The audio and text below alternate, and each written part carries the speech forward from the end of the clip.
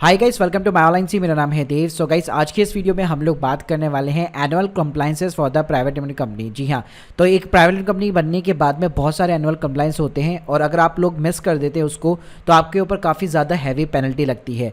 तो गाइस, आज के इस वीडियो में आज मैं अपनी कंपनी के हमारे जो है ROC एक्सपर्ट अंकुश को यहाँ पे इन्वाइट करना चाहूँगा, जो आपको एक्सप्लेन करेंगे कि एक प्राइवेट लिमिटेड कंपनी के अंदर कौन कौन से एनुअल कंप्लाइंसेस होते हैं। तो चलिए गाइस, शुरू करते हैं। My name is Ankush, a legal expert at myonlinec.in। आज हम लोग जो बात करेंगे वो बात करेंगे annual compliances for a private limited company. मतलब आपने एक प्राइवेट लिमिटेड को तो रजिस्टर करा लिया, बट उसके बाद हर साल क्या क्या का एनुअल कंप्लाइंसेस करने पड़ते हैं, इस चीज़ के बारे में हम लोग डिटेल में बात करते हैं। कई बार क्या होता है, आप लोग अपने काम को, अपने एनुअल कंप्लाइंसेस को किसी प्रोफेशनल को देते हैं, but some misunderstanding, let's suppose किसी प्रोफेशनल ने नहीं कराया या फिर आपको आइडिया नहीं था, तो कुछ ना कुछ कंप्लाइंसेस छूट जाते हैं। तो उसके बारे में उससे अच्छा है कि आपको पहले एक प्रॉपर नॉलेज हो जाए कि हाँ जी क्या क्या काम रहते हैं। तो एटलीस्ट आप एट द एंड एक क्रॉस चेक कर सकते हैं कि हाँ जी मेरे ये फॉर्म्स टाइमली सबमिट हो गए या नहीं हो गए। तो उसी बारे में हम लोग आज डिस्कस करेंगे। So let's start our video. सबसे पहले क्या होता है, एक लिस्ट ऑफ कंप्लाइंसेस, मैंने एक लिस्ट बनाई है जो जो आपको फॉलो करने होते हैं। जैसे कि आपको DR3 KYC करना होता है, बेसिकली डायरेक्टर्स का होता है, DPT3 है। डिटेल्स में हम लोग आगे आगे एक एक फॉर्म के बारे में बात करेंगे। AOC1 है, AOC4 है, MDT7 है, प्लस हम इनकी ड्यू डेट्स भी एक मैंने शीट बनाई है, उसकी ड्यू डेट्स फॉर द 2022 हम लोग डिटेल में आगे बात करने वाले हैं। तो सबसे पहले स्टार्ट करते हैं DR3 KYC और वेब KYC। ये क्या होता है, ये होता है फॉर्म डायरेक्टर्स का। डायरेक्टर को अपनी KYC करानी होती है हर साल।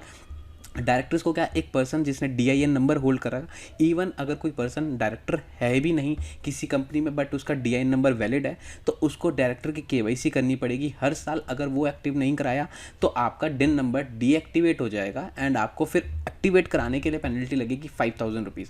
एंड इवन कोई भी कंपनी का रिलेटेड फॉर्म आप फाइल नहीं कर सकते, वहाँ पर आ जाएगा DIN नंबर इज़ डीएक्टिवेटेड। सो आपको ये चीज़ हमेशा ध्यान रखनी है कि आपका DIN नंबर टाइमली रिन्यू हो। वैसे तो इसकी लास्ट डेट जो रहती है वो रहती है 30 सितंबर, बट इस बार एक्सटेंड हो गई है, वो हो गई है 15 अक्टूबर 2022। तो आप प्लीज़ ध्यान रखिएगा 15 अक्टूबर से पहले पहले अपने फॉर्म को सबमिट कर देंगे।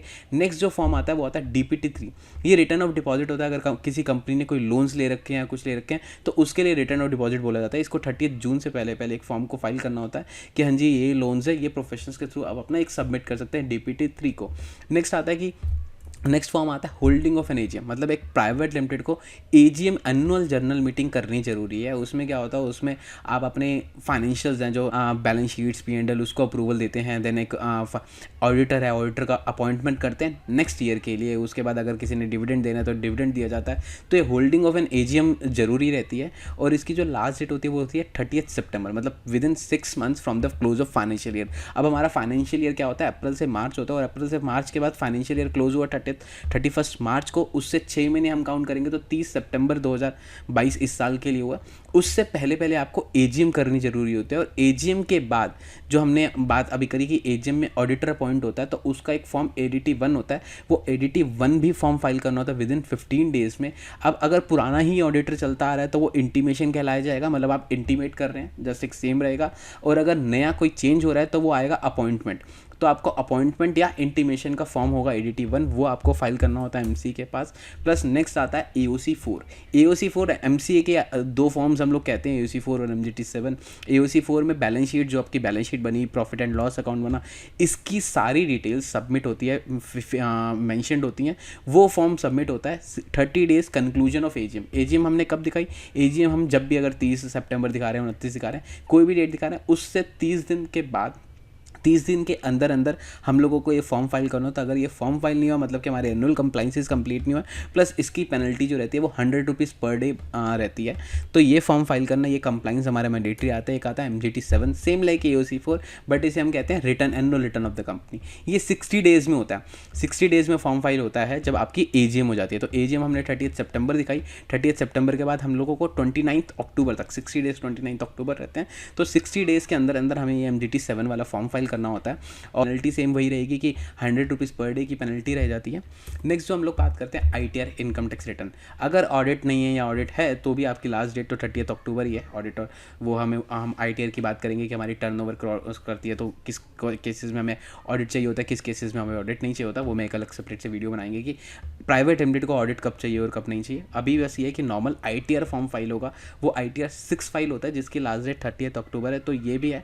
और अगर आपका कोई बिजनेस नहीं है, कोई ट्रांजेक्शन नहीं है, लॉस है, प्रॉफिट है, ITR, AOC 4, MGT 7, ये सारे फॉर्म्स फाइल करने बहुत ज़रूरी है। एनुअल कंप्लाइंसेस जिनको बोला जाता है, तो ये तो करने ज़रूरी है। अगर आपने ये कंप्लाइंसेस नहीं करे तो 3 साल बाद फिर क्या होता है, डायरेक्टर्स आपके डिस्क्वालीफाइड होता है किसी और कंपनी की भी डिस्क्वालिफिकेशन आती है। तो आपको ये चीज़ ज़रूर ध्यान रखनी है, हर साल आपके प्रॉपरली कंप्लाइंसेस कंप्लीट होते रहें। मैंने एक आगे क्रक्स शीट की जो मैं बात कर रहा था आपसे, वो एक क्रक्स शीट है कि जैसे DPT 3 की है, DPT 3 आपका 30 जून हो गया, DIR 3 KYC डायरेक्टर्स की 30 सितंबर, बट एक्सटेंडेड डेट जो है वो 15 अक्टूबर हो चुकी है। AGM जो होल्ड करनी है वो 30 सितंबर तक होल्ड करनी है। उसके बाद AOC 4 हो गया, MGT 7 हो गया। AOC 4 की जो ड्यू डेट मैंने बताई आपको वो 30 अक्टूबर बताई। MGT 7 है, MGT 7 की जो ड्यू डेट बताई मैंने वो आपको 29 नवंबर बताई। उसके बाद आपको मैंने ITR बताया, ITR का फॉर्म बताया ITR 6 की जो ड्यू डेट बताई वो मैंने आपको 30 अक्टूबर बताई। ये जो डिटेल्स हैं, ये एनुअल कंप्लाइंसेस है, इसका प्लीज़ ध्यान रखिएगा कि ताकि टाइमली आप कर पाएँ और सारी चीज़ें हैं। सो इससे रिलेटेड तो अभी तक इतना ही है। बाकी अगर आपको कुछ भी क्वेरीज होती हैं, आप कमेंट सेक्शन में हम लोगों को क्वेरी कर सकते हैं या फिर डायरेक्टली ईमेल कर सकते हैं ankush@myonlinec.in पर। Thank you very